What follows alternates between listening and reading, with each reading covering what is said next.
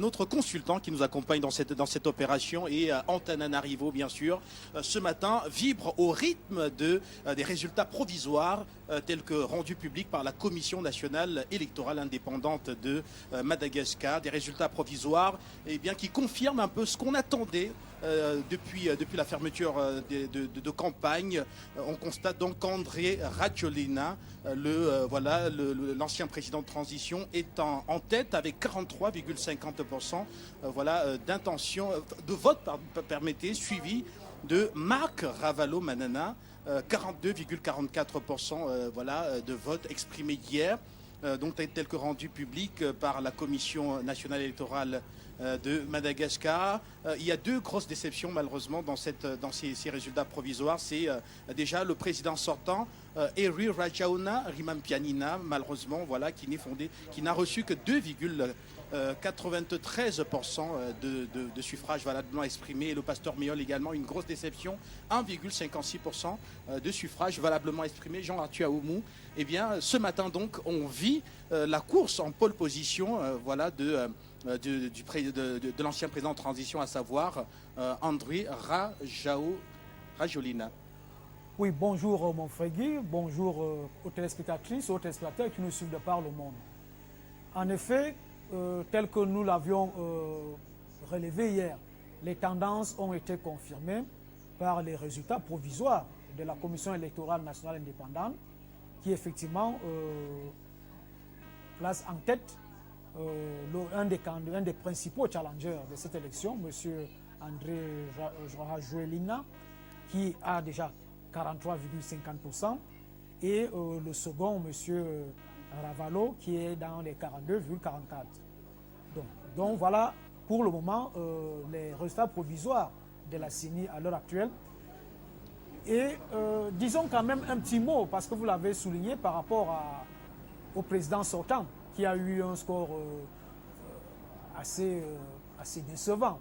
Si on se situe du côté de ses sympathisants. Mais relevons quand même une chose, c'est qu'il a été assez à l'écoute du peuple malgache. Parce que au mois de mai, il y a eu plusieurs manifestations ici à Madagascar qui remettaient en question un certain nombre de lois sur du processus électoral. Et ces lois controversées ont été élaguées par la Haute Cour constitutionnelle de Madagascar. Et c'est ça qui a permis en sorte qu'on ait ces élections-ci apaisées, transparentes et démocratiques.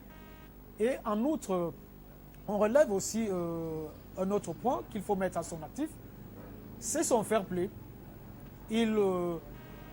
À un moment, toujours lors de ces manifestations de mai dernier, on exigeait même sa démission. C'est ce qu'il a même fait presque à la veille de cette élection présidentielle. Et hier, lorsque les premières tendances ont commencé à fuser par-ci, par-là, il est parti de son bureau de vote au palais présidentiel, presque à pied, disant au revoir aux uns aux autres, à la population malgache et à la presse qui couvrait l'événement. La presse internationale, une presse internationale très présente dans cette élection présidentielle ici à Madagascar. Donc Afrique Média, il était présent également. Donc c'est des choses qu'il faut souligner parce qu'on a souvent tendance à faire croire que lorsqu'on est un président en exercice et qu'il y a des élections en vue et que le président en exercice fait toujours des pieds et des mains pour qu'il soit toujours reconduit. Et là, on a vu que voilà un président qui a accepté d'être à l'écoute du peuple et a accepté la sanction du peuple, qui, malgré ce qu'il a pu faire, il a dit on se lance dans des jeux démocratiques de façon fair play, parce que le peuple malgache a souvent eu à subir beaucoup de conséquences assez malheureuses lors des précédentes élections. Il a tendu l'oreille à ce cri de son peuple et effectivement, il a permis en sorte qu'on ait un cadre assez fluide qui permette en sorte que ces élections-ci se déroulent comme telles. Et là, pour André Rajoelina, ce n'est pas très surprenant qu'il soit en tête de liste des candidatures au niveau des résultats provisoires promulgués par la CENI, parce qu'il a un soutien assez important dans des zones rurales et semi-rurales, et même dans certains quartiers, ici à la capitale Antananarivo. Et cela est dû parce que lorsqu'il y était, André Rajoelina avait déjà commencé à résoudre une partie du problème des besoins du peuple malgache, à savoir la construction et l'opérationnalité des hôpitaux et des dispensaires qui étaient là, mais qui n'étaient plus vraiment assez effectifs. Il a fait en sorte que ces hôpitaux et ces dispensaires soient opérationnels, et où il n'y en avait déjà même pas d'hôpitaux et de dispensaires, il s'était déjà lancé dans la construction de cela. Et au niveau également du pouvoir d'achat des populations. Au niveau du pouvoir d'achat des populations, il avait réussi, malgré les mesures drastiques du FMI qui était à l'époque, il avait quand même réussi à baisser considérablement les prix des matières, des produits, des denrées alimentaires qui étaient effectivement accessibles au grand public et donc à la population. Donc, à notre avis, c'est des éléments qui, au sein de la population malgache et dans leur mémoire collective, se disent, avec ce candidat-ci, si on le reconduit, nécessairement, ce qu'il avait déjà eu à faire lorsqu'il était chef d'État, alors là, il fera encore davantage.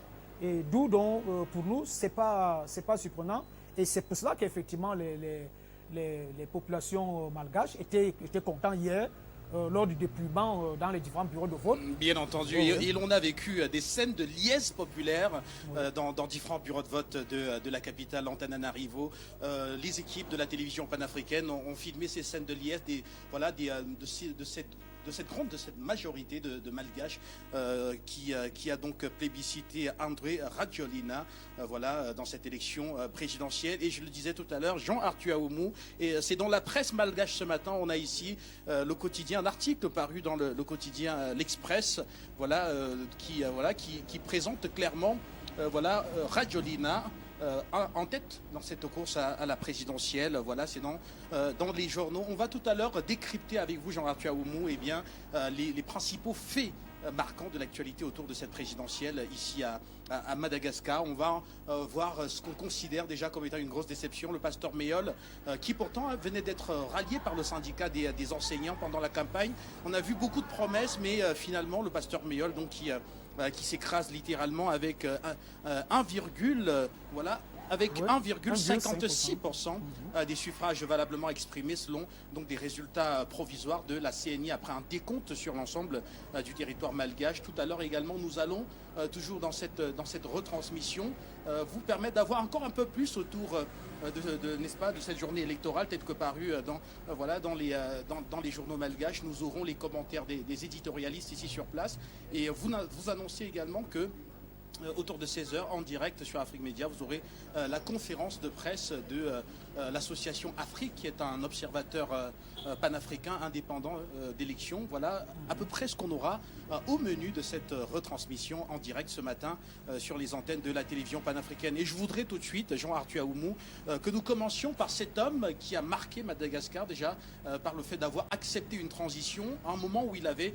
encore des outils pour pouvoir combattre. Il a accepté une transition, il a écourté son mandat, a accepté une transition et s'est présenté devant les Malgaches qui lui ont dit malheureusement gentiment qu'il n'était plus avec lui. Je parle bien sûr d'Henri Rajaona Rimanpianina, le président sortant qui se retrouve, qui n'a été doté que de 2,93% de suffrages valablement exprimés. Une déception, mais une victoire pour la démocratie. D'ailleurs, on a vu le candidat hier, avant même la publication des résultats, saluer les Malgaches sur un peu plus de 200 mètres au sortir du bureau de vote du collège d'enseignement général de Ntsinanana. C'est dans le 2e arrondissement d'Antananarivo.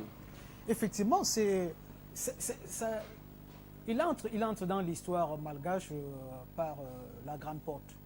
Comme je disais tantôt, le fait d'avoir balisé le terrain, c'est-à-dire un cadre électoral assez fluide, assez transparent, qui a permis cette élection-ci. Et vous avez vu comment les Malgaches se sont rendus aux urnes, ils ont voté, assisté au dépouillement dans l'allégresse, dans la joie, sans inquiétude. Ça, il fallait le faire. ce n'est pas tous les matins dans les contrats africains qu'on rencontre un chef d'État en fonction qui balise effectivement le terrain pour qu'effectivement l'élection se déroule avec autant de fluidité. Ça, c'est un premier actif. Et le deuxième, qui est très important, parce que effectivement, le peuple malgache, lors des précédentes élections, a eu à vivre des secousses assez violentes.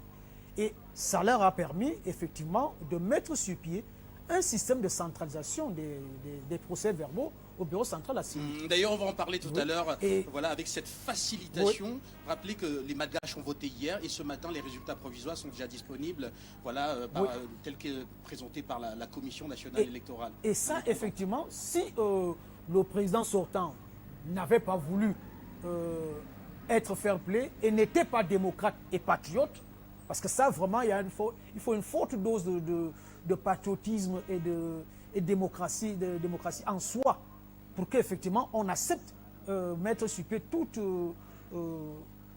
ces balises-là et qu'au finish, même si on perd, et ils disent tranquillement, ok, je m'incline, le peuple malgache, pour diverses raisons, ne m'a pas choisi, il n'y a pas de problème, mais je laisse quand même au peuple malgache ce cadre-ci qui va profiter aux uns et aux autres et à tout Madagascar. Parce que ça servira aussi un exemple aussi à d'autres contrats africains qui ont également quelques lacunes par-ci par-là dans le processus électoral.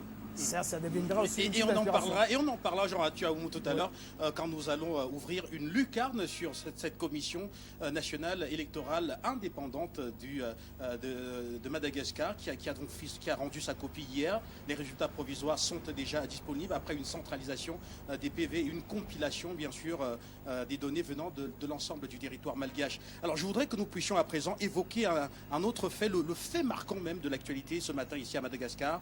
C'est bien sûr ce coup à coude, mais surtout avec André Rajoelina, l'ancien président de transition, qui se place en tête avec 43,50% de votes favorables au terme du dépouillement d'hier. Voilà. Et suivi immédiatement par Maharavaloumana, 42,44%. On voit là clairement que malgré ce coude à coude, eh bien, André Rajoelina se présente comme celui ayant le plus grand potentiel ici. Si, le challenger actuel, M. Rajoelina, est très bien parti pour remporter cette élection, que ce soit maintenant, c'est-à-dire après les recours, ou même au second tour, à notre humble avis, il est très bien parti pour remporter cette élection. Pourquoi? Parce que j'ai cité quelques faits socio-économiques qui sont déjà à son actif. Mais en plus, le fait que lorsqu'on analyse finement les tendances où est-ce que les uns et les autres ont pu engranger autant de voix que possible, on se rend compte que M. Rajoelina a une bonne assise électorale dans les milieux ruraux et semi-ruraux. Et dans les bidonvilles. Les jeunes dans les centres urbains. Oui. Et en plus, il a une cote assez élevée auprès des femmes et des jeunes. Ça également, c'est un potentiel assez important pour lui, qui nous font dire, à notre humble avis, que qu'on s'arrête aujourd'hui ou qu'on revienne au second tour, il est très bien parti pour remporter la mise. Parce qu'effectivement, l'engouement qu'on a vu hier, pour nous, ça ne nous surprend pas beaucoup. Et qu'il soit en tête, ça ne nous surprend pas. Donc c'est le contraire qui aurait pu vraiment nous surprendre. Vraiment, le contraire aurait pu nous surprendre. Mais voilà, il est donc en tête, André Rajoelina, tel qu'on peut le voir. On aura tout à l'heure d'autres journaux parus ce matin à Madagascar qui nous font le point autour de ces résultats provisoires rendus publics par la CNI, la Commission nationale électorale de Madagascar. Sortons un peu maintenant de ce peloton de tête, pour maintenant rejoindre les tréfonds du classement après les résultats de cette provisoire de cette CNI, et là où on retrouve bien sûr le pasteur Mayol, un nationaliste, quelqu'un qui s'est prononcé, n'est-ce pas, en faveur d'une rétribution des îles éparses aux Malgaches, qui s'est montré comme un souverainiste pendant la campagne, et qui était d'ailleurs soutenu non seulement par par son obédience religieuse, mais aussi par le syndicat des enseignants malgaches, mais qui finalement sort de là avec 1,56% seulement de vote favorable au terme de la journée d'hier. Une déception selon certains analystes. Oui, une déception. C'est vrai que son message était assez important, mais au regard, parce qu'une élection présidentielle se gagne avec un appareil électoral. Lorsqu'on a un appareil électoral puissant, important, c'est déjà un atout. Bon, maintenant, on y ajoute d'autres ingrédients, des ingrédients financiers, etc., etc. Ça permet de doper. Or, lui également, quand on regarde son résultat-là, on se rend compte que son appareil électoral était moins important que les appareils électoraux des autres. Bon, d'où ce résultat. Mais si les résultats provisoires diffusés par la CENI sont entérinés par la Haute Cour de justice, et qu'il y ait deuxième tour, nous ne serons pas surpris que le candidat Pasteur se rapproche davantage de M. Rajolina. Nous ne serons pas surpris. Et si c'était le cas, d'ailleurs, ce ne serait pas la première fois, que l'on verra le pasteur Mayol, n'est-ce pas, permettre à un candidat de faire la différence dans une élection présidentielle ici à Madagascar. En tout cas, le second tour qui arrive est voilà, si jamais les chiffres de la Commission nationale électorale indépendante sont confirmés par la Haute Cour, tel que cela est prévu, si on arrive donc au deuxième tour avec ces données, il est tout à fait clair que ce sera un duel au sommet entre André Rajoelina et Marc Ravalomanana, avec un avantage bien sûr pour André Rajoelina qui est déjà arrivé en tête après n'est-ce pas, les résultats tels que rendus par la CNI en tête avec 43,50%. Mais si jamais donc cette tendance se confirmait, on se retrouverait dans un second tour avec un duel assez serré et cette fois-là il sera question, ce sera le jeu du ballottage et il sera question maintenant de rallier le maximum des autres candidats qui ont obtenu des scores assez insignifiants, mais qui pourraient, n'est-ce pas, venir, qui ici seront décisifs quant à la majorité ou alors quant aux résultats que devraient obtenir les différents chacun des deux candidats de tête si jamais celui-ci voulait remporter cette élection au second tour. Non, tout à fait. C'est justement ça le jeu d'une élection à deux tours. C'est-à-dire que là, on affine les alliances. Et les alliances permettent effectivement de déterminer et de faire basculer un candidat dans un camp comme de l'autre. Et les résultats d'un candidat dans un camp comme de l'autre. Et c'est là où la persuasion dans la négociation des alliances et le rapprochement des programmes politiques des uns et des autres peuvent amener, c'est pour ça que nous parlions tout à l'heure, là, lorsque nous étions en train de parler du candidat Pasteur, on se disait, vu l'orientation de son projet politique, vu l'orientation politique du principal challenger d'aujourd'hui, M. Rajolina, qui est en tête de liste, à notre humble avis, ces deux-là vont nécessairement se retrouver ensemble au second tour. Ça, c'est une première donnée. Donc, le jeu de l'Alliance va jouer là-dessus. Et il y a aussi certains malgaches qui avaient des cartes d'électeurs, qui, pour des raisons qui sont universelles, ce n'est pas un problème des malgaches. Il y a souvent des gens qui s'inscrivent, on est quand même, ils dorment tranquillement, ils se disent, comme il y aura un deuxième tour, j'irai au deuxième tour. Il y a des gens comme ça, là, qui fonctionnent dans des logiques, on ne dirait pas bizarre, mais c'est comme ça les êtres humains. Et donc, comme donc le deuxième tour sera le tour capital, ainsi il va y avoir un engouement encore plus dense, encore des électeurs, des électrices et même des abstentionnistes qui étaient là, et sans compter maintenant les appels de tel ou tel candidat à l'endroit de tel ou tel autre. Donc ce sera vraiment très, très, très, très animé le second tour ici. Et comme on le disait, tout compte fait, au second tour, M. Rajolina est très bien parti pour l'emporter. Et autre fait qui m'intéresse et qui montre effectivement la maturité et Et on en parle tout à l'heure du comportement des électeurs malgaches hier, en cette journée électorale du premier tour de la présidentielle 2018. On en parle tout à l'heure. Je voudrais à présent, Jean-Arthur Aoumou, que nous puissions parler plutôt de la mobilisation, un peu plus de 50% sur l'ensemble du territoire malgache, même si on a 40 dans les journaux ce matin, un taux de participation de 40% dans certaines localités. Mais en moyenne, voilà, cela devrait dépasser les 50%. Une élection donc qui aura été courue par les Malgaches, tel qu'on l'a vu hier, notamment avec des files d'attente dès les premières heures de la matinée devant les bureaux de vote. Non, l'engouement des Malgaches était réel. On l'a vu d'abord ici à Antananarivo, dans les différents bureaux de vote, et à l'arrière-pays où Afrique Média, à travers l'un de vos reportages, vous avez eu à faire des tours là-bas et vous avez vu effectivement qu'il y avait affluence assez importante des Malgaches pour assumer leurs devoirs citoyens dans les urnes. Et nous sommes à peu près convaincus qu'au second tour, ce sera encore plus dense que cela. Parce que là, c'est le dernier virage et les uns et les autres mettront tout ce qu'ils ont dans les tripes pour remporter la mise. C'est-à-dire, il y aura... On va booster davantage la mobilisation populaire, on va booster davantage les appareils politiques, on va booster davantage les différentes alliances, etc., pour maximiser autant que faire se peut les chances vers soi pour pouvoir l'emporter. Et c'est pour ça que je dis que ce serait vraiment très intéressant.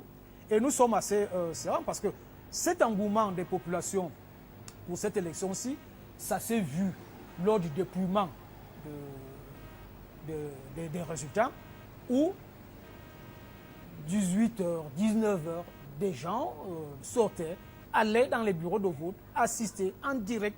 Ils ne sont pas restés chez eux, du moins ceux qui sont ici à la capitale, Antananarivo, ils ne sont pas restés à la maison pour attendre la radio, la télévision leur annoncer. Eux-mêmes allaient vivre en direct ce dépouillement-là dans les bureaux de vote. Ça montre effectivement que le peuple malgache, pour cette élection-ci, était vraiment décidé à peser de tout son poids, donc à assumer son pouvoir d'être celui qui confie son pouvoir à telle ou telle personne pour un mandat bien précis avec des tâches bien précises.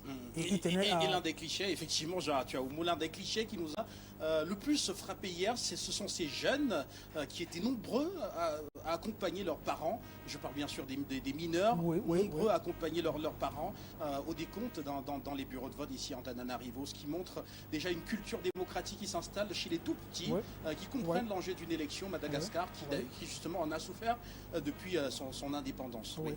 Effectivement, parce que les alternances au pouvoir à Madagascar depuis son indépendance ont été assez souvent tumultueuses et assez catastrophiques. Je dis catastrophiques parce qu'il y avait très souvent des morts d'hommes, des contestations, des morts d'hommes qui restaient sur le carreau. Et ça également, nous sommes vraiment heureux de constater qu'à cette élection-ci, on n'a pas vraiment constaté ni de violence, ni physique, ni verbale, entre les Malgaches, entre eux, et tous communiaient là, lors du dépouillement de bulletins de vote. Chacun prenait ceux qui étaient contents, exprimaient leur joie, exultaient. Ceux qui n'étaient pas contents ont pris sportivement ces résultats-là et n'agressaient pas ceux qui étaient heureux de voir que leur candidat a pu emporter la mise à telle ou telle élection. Et ça, et même au lendemain, c'est-à-dire aujourd'hui, on a essayé de parcourir quelques quartiers ici. Les gens sont sereins, ils vaquent à leurs occupations. Ils ne se regardent pas en chien de faïence parce qu'ils contesteraient quoi que ce soit. Je crois que les uns et les autres se sont reconnus à ces résultats-ci et attendent patiemment que la Haute Cour de justice, la Haute Cour constitutionnelle se prononce si il y aura deuxième tour, il n'y aura pas deuxième tour, et puis ils se lanceront. Bien entendu, et voilà, vous avez bien fait de le préciser. Un premier tour dans le calme, et on peut d'ailleurs le voir dans les journaux ce matin, notamment dans le quotidien L'Express, voilà, qui consacre un article, voilà, en parlant de la journée électorale d'hier. Un premier tour dans le calme, un calme qui était perceptible dans la capitale, Antananarivo, mais également dans l'arrière-pays où les Malgaches sont tout simplement allés voter, malgré quand même une situation d'insécurité qui était perceptible dans le pays due à des raisons sociales. Voilà, quelques cambriolages par-ci par-là, mais hier ce n'était pas le cas. Voilà, et les Malgaches sont allés voter tranquillement, une journée sereine sur l'ensemble du territoire. Oui, elle était vraiment sereine. Elle était vraiment sereine. Parce qu'au moment où nous étions encore dehors, aux alentours de 18h, 19h, on voyait des gens dehors. Et donc, si le climat n'est pas serein, il est difficile de voir des gens dehors à cette heure-là pour simplement aller assister au dépouillement des résultats. Ça, vraiment, si ce n'était pas serein, s'il n'était pas vraiment impliqué, on n'aurait pas vu cet engouement. Mais parce qu'effectivement, le climat social était assez serein ce jour-là et les gens étaient enthousiastes.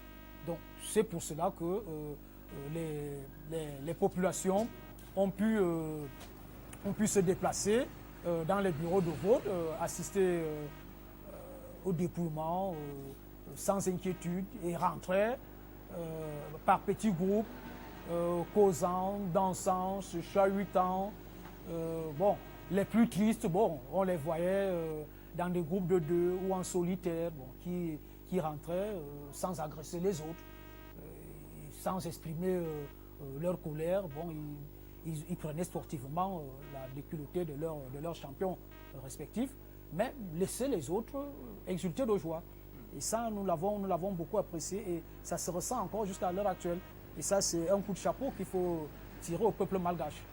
Et le peuple malgache, d'ailleurs, que nous avons écouté hier avant cette élection présidentielle, pour eux, l'enjeu est autour de la paix et surtout de la relance économique, parce qu'il y a n'est-ce pas, quelques grands espoirs à l'horizon, notamment avec le classement Doing Business qui est tombé et qui classe, qui augmente la position de Madagascar, désormais classé 165e dans le monde. Madagascar, donc, qui connaît une embellie de son classement, et des populations qui voudraient avant tout qu'il y ait la paix et qu'il y ait une consolidation de cette croissance qui s'établit autour de 5,2% annuel, voilà, pour pouvoir donc avoir un peu plus d'opportunités et une plus grande inclusion, notamment dans la redistribution des richesses. Effectivement, et on commence à comprendre, enfin pour les étrangers, ils commencent à comprendre, mais pour ceux qui connaissent un peu les Malgaches ou les Malgaches eux-mêmes, on n'est pas surpris du fait de leur joie lorsque M. Rajolina était en tête dans les différents bureaux de vote. Et on comprend pourquoi les femmes, les jeunes étaient très enthousiastes.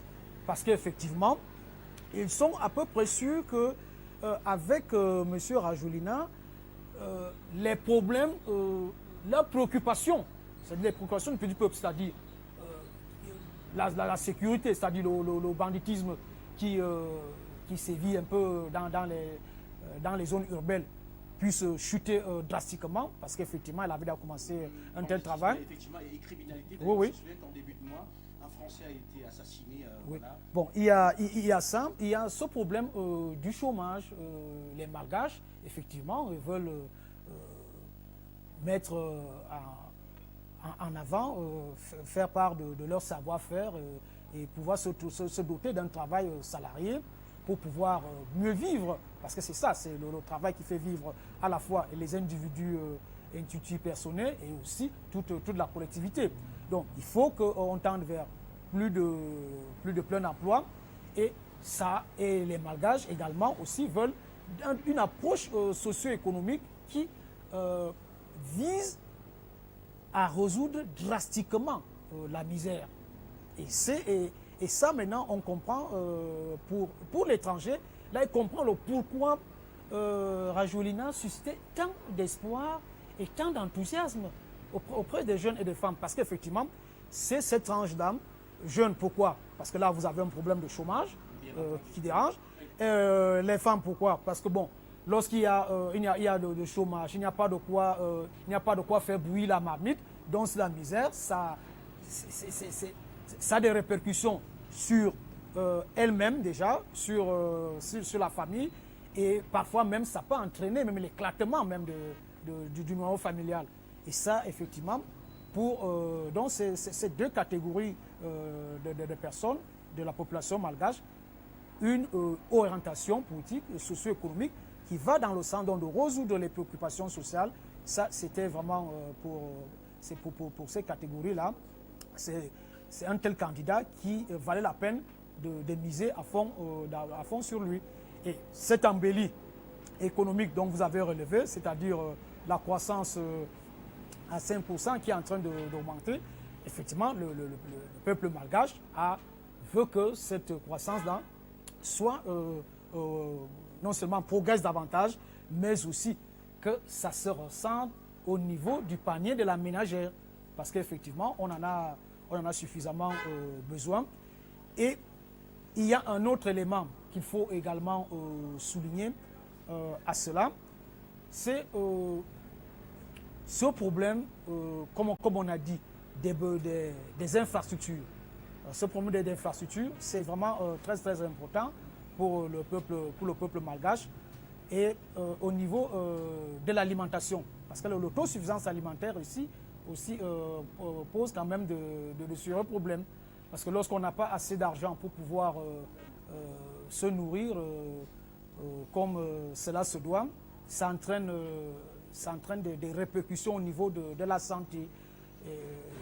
Et ça, c'est pas bon. C'est pas bon pour soi et pour la collectivité.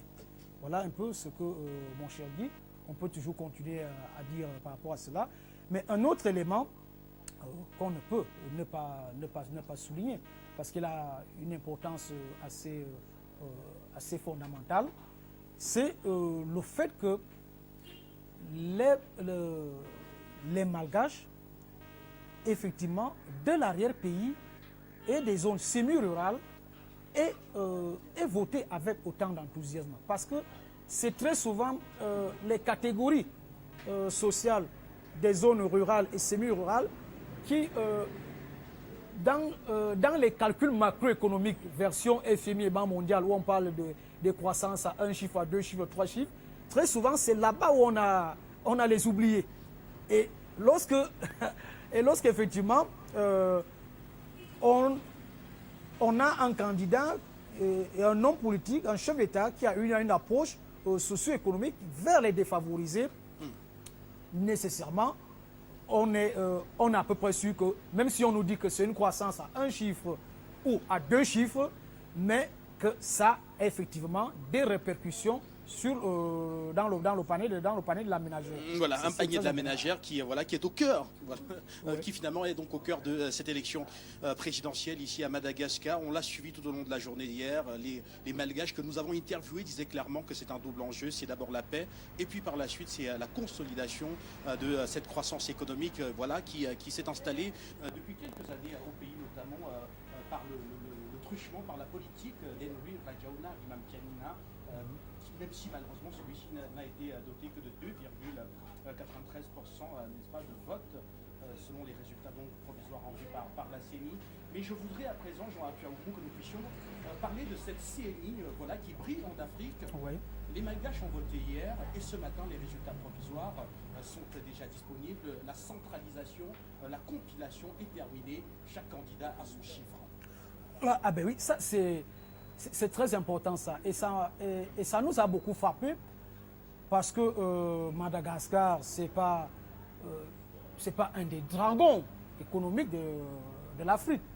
Mais quand même, le fait d'avoir réussi à mettre sur pied un système de centralisation des PV qui permet en sorte qu'on puisse avoir les résultats des différentes localités et même des hameaux les plus éloignés de Madagascar, et au point qu'en 24 heures, on réussisse à donner des résultats au détail. Il faudrait peut-être dire, Jean Apiaoumou, que 24 heures c'est tard, parce que hier soir, à la télévision nationale, on vivait déjà, n'est-ce pas, il y avait une présentation des listes qui tombaient région après région, juste, on va dire, quelques heures après que la centralisation avait commencé, quelques heures seulement après la fermeture des bureaux de vote. Non, c'était effectivement pour montrer que quand un pays a autant de difficultés économiques et puisse faire faire preuve d'une telle démonstration au niveau de la gestion électorale, ça montre effectivement que les autorités de ce pays et la classe politique de ce pays ont effectivement pris à cœur un des problèmes importants qui sévissait assez régulièrement lors des précédentes élections où il y avait toujours des clashs et ces clashs-là entraînaient toujours des morts d'hommes. Alors ils se sont dit non, cette fois-ci, faisons des pieds et des mains, mettons sur pied un système tel qu'il n'y aura ni clash, ni mort d'hommes, mais que l'expression populaire des urnes soit mise en évidence par les résultats qui sortiront de ces urnes. Et c'est effectivement ce système-là que la CENI malgache a eu à mettre sur pied. Et cette CENI-là, avant ces élections, nous le soulignons déjà. C'est-à-dire que le processus lui-même de cette élection a été assez bien. On a constaté moins de quoi que possible. C'est-à-dire on ne peut pas dire que tout était archi bien sur toute la ligne. Mais il y avait des petits couacs, mais vraiment alors des petits couacs. Et ce qui montre effectivement que la CENI a merveilleusement fait son travail et qu'on ait des résultats provisoires de toute l'étendue du territoire à 2, 3, 4 heures de fermeture des bureaux de vote sur toute l'étendue du territoire, ça montre effectivement que la CENI a bel et bien fait son travail et avait un système effectivement électoral assez performant qui doit attirer un regard, susciter un regard et même pour les autres pays africains qui ont quand même des difficultés à gérer les processus électoraux, à venir s'approprier effectivement de ce système organisationnel de la CENI ici à Madagascar pour qu'effectivement on ait des élections assez fluides, transparentes, léchées, qui ne donnent pas droit à des clashs et à des pertes en vie humaine ou matérielle inutiles.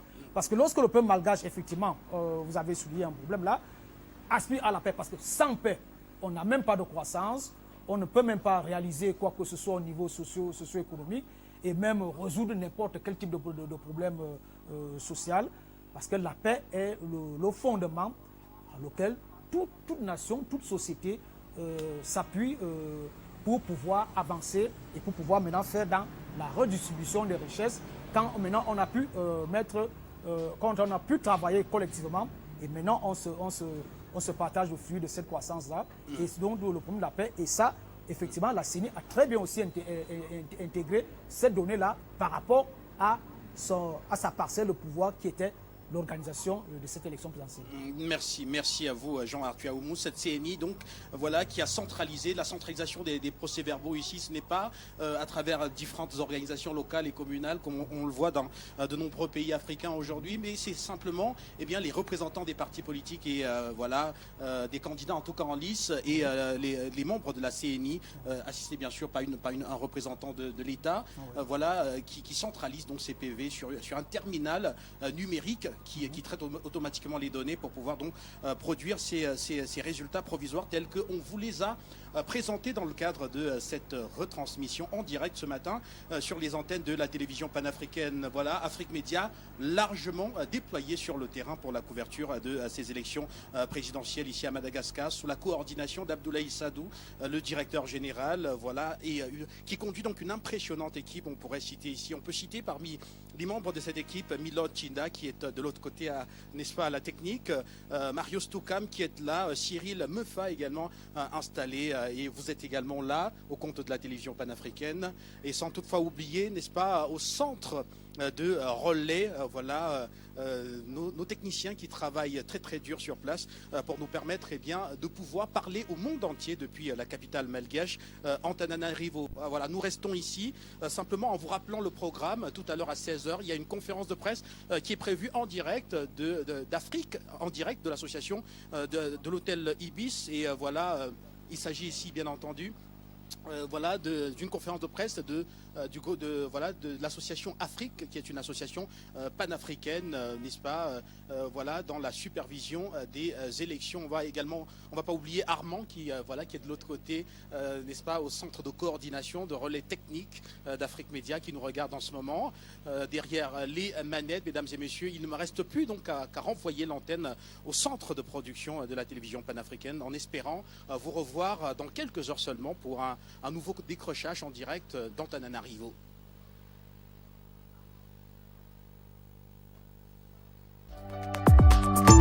À suivre sur le site Conseil africain des médias, toute l'actualité africaine, 7 jours sur 7 et 24 heures sur 24.